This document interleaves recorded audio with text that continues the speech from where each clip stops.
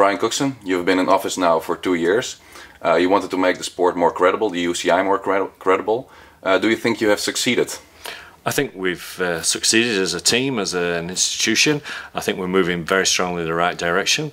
The world's not a perfect place. There are flawed human beings in it, and there'll always be people doing silly things and making mistakes. But I think we've done a lot of good work in restoring the reputation and integrity of our sport, and I'm very optimistic for the future. The UCI invested a lot of money in the CIRC report.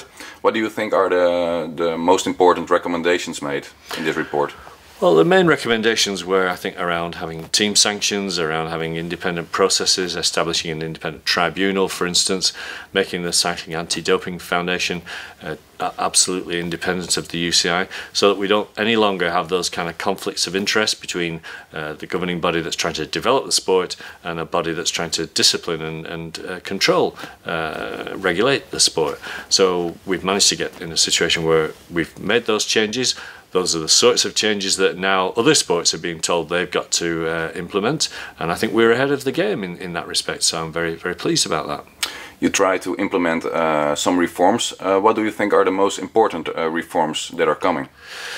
In terms of pro road racing, yes. I think what we're looking at is globalising the sport a bit, whilst at the same time respecting the heritage of our sport. What's beautiful about our sport is the great classic events, the Grand Tours and so on. I wouldn't want to damage or weaken them in any way at all, but I think we've got to find ways of making the economy of professional sport stronger.